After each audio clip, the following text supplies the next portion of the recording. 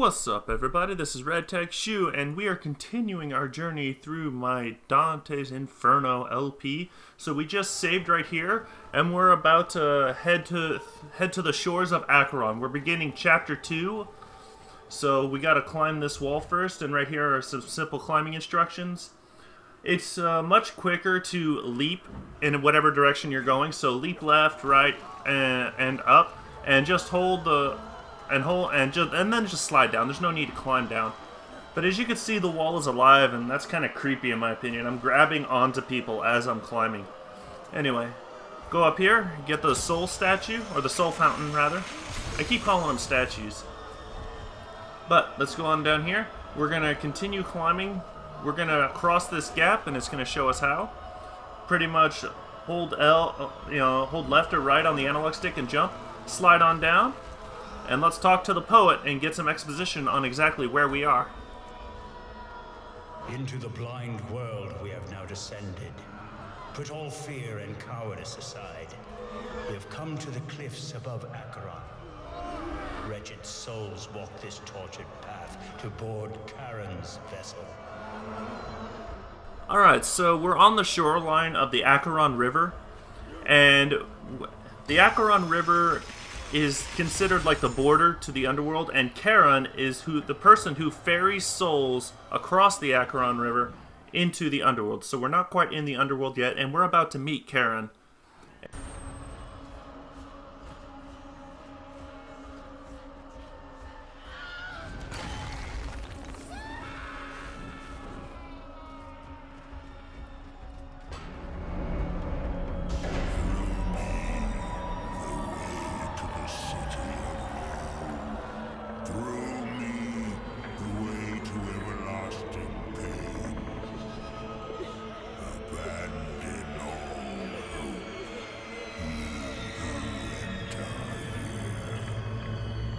So that was Charon right there, and now for a little history lesson on what all this means. The Acheron River is a real river. It exists in northwest Greece. However, in Greek mythology, it was known as the River of Woe, and is considered one of the 5 rivers of the Greek underworld. The Homeric poems of Acheron were described, Acheron was described as the river of Hades, into which Cocytus and Phlegethon, if I'm pronouncing those correctly, both of them flowed into Acheron. The Roman poet, known as Virgil, wink wink nudge nudge, he called Acheron the principal river of Tartarus, from which the Styx and Cocytus rivers both sprang. The newly dead would be ferried across Acheron by Charon in order to enter the underworld. So that's the significance of what we're doing, of where we are right here. And as we descend deeper and deeper into the depths of hell, and we continue our journey through, when we reach new areas, I'll give you a small little exposition on the historical significance of what this is, because this is as you all know, this game is based off of the Divine Comedy, and for those of you who have never read it or don't understand it and you've never seen this game, I want to explain, I'll explain a few basic things to you, so at least you understand the significance of the locations that we're going to be in. So as you can tell, this bridge retracts. Jump over here. Let's deal with these enemies and have another look at Charon. Well, first, let's deal with these guys first. The aerial enemies can be, the cross does a decent job with them, but even still, I'm not a big fan of the cross, but I'm going to keep using it. So, now I'm just checking over here, make sure there's nothing over here. Let's descend all the way down.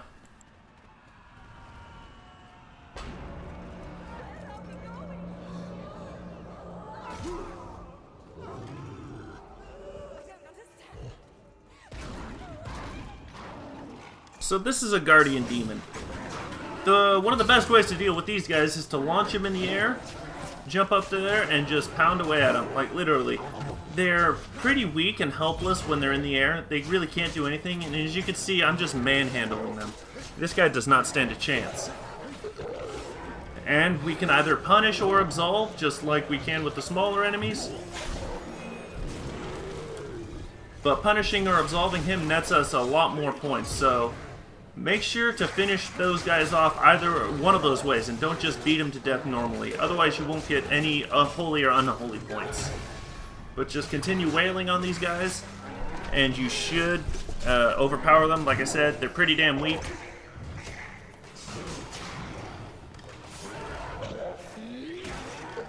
If you want to absolve them, you need to do, like I said, another small minigame, and bam.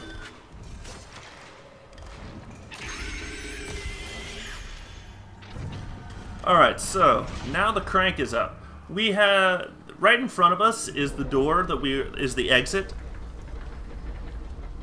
And as you see, glistening objects can be destroyed. However, go further up. I actually did not notice this. I just know to crank these things up as high as I can go and look for hidden areas. I just know that from previous games like God of War. So I know to do that. And lo and behold, another silver coin. So let's jump all the way down, and we gotta ride the crank back up again. I probably could have made it to the doorway had I jumped from the top part, but...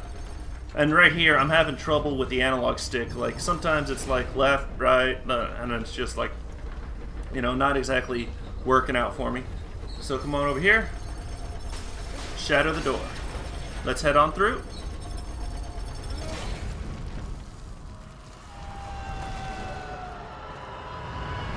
All souls that die from every nation collect here as one. Charon's rough crossing awaits those who did not fear the Lord. So, yep, pretty much Acheron is going to vessel... he is the one who vessels souls down into the underworld. So we're technically not in the underworld yet. And, you know, we're going to be fighting Acheron eventually. But that's not till next video. We're actually getting pretty close to... well, we've got another cutscene to go to, but over here is another hidden soul fountain. We're going to come on down here, and we're going to encounter some more enemies, including some guardian demons, yet again, as well as some aerial enemies to harass us. And you're going to see me kind of struggle to defeat these guys. But yeah, just make sure to keep using holy or unholy methods of execution. You know, you don't have to use them for every enemy, obviously, but don't hesitate to, you know, you do it. Even, you know, because not only do the deaths look pretty cool, but they net you more points. And you're gonna see me level up my unholy ability relatively soon. And we're going to gain access to a new level of abilities, of unholy abilities, a new tier. Because even if we had enough souls to buy them, if we don't unlock that entire level, we won't be able to purchase anything from that level. And here is another new mechanic of the holy and unholy points. On the left is a person, a significant person in history, and we have the option to either punish them or absolve them of their sins. I find no fault with this man. So this is Pontius Pilate. His cowardice contributed to the suffering of one for the sins of many, and now he bears the weight of all in limbo. So we can either punish or absolve him. I chose to punish him. And we got a great amount of unholy points, and right there, you have unlocked Unholy Level 1. New abilities are now unlocked at this level, and my scythe has become more powerful. So as you can see, Holy and Unholy greatly benefit you. So right there, now we have access to Level 1 and Level 0 and Level 1 Unholy. Whereas Holy, we still have not unlocked Level 1, but we're getting close. So so right here is pretty much, you know, I'm just gonna buy myself a new ability, but I don't have enough souls for that one. Instead, I'm gonna get the Impaler. So right here, triangle, triangle. It's a pretty cool attack. I won't use it all that often, but it's a good lead into that aerial juggle. Interact with the door right here, and let's head on through.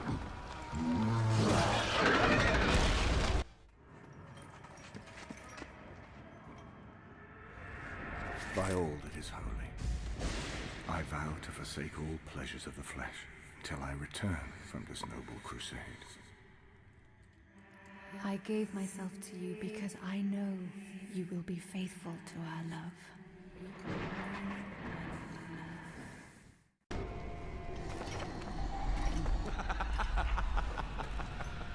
You should have been true to this sweet young thing.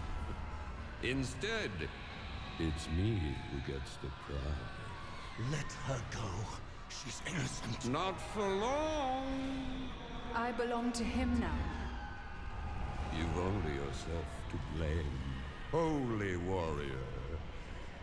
You don't deserve such a faithful, pious young lady.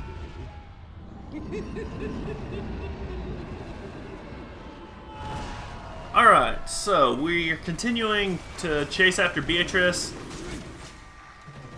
But now we have more enemies to fight with, so let's go ahead and deal with them.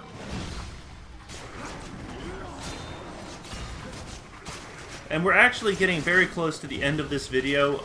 We got a save point coming up just before we're about to board Charon's vessel.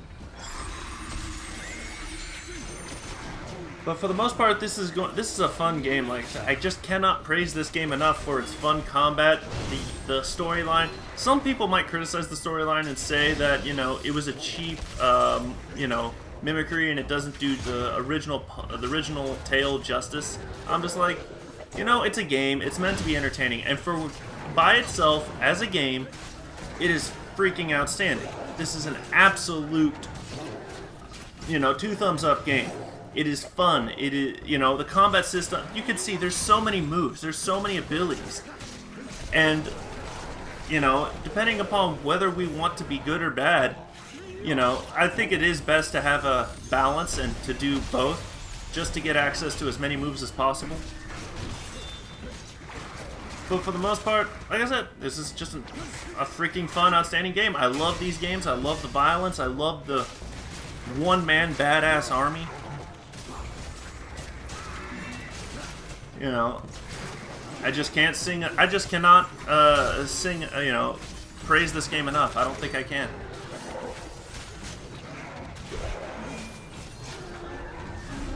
So right there, as you can tell, we made it. Now that we defeated them, we can now move on.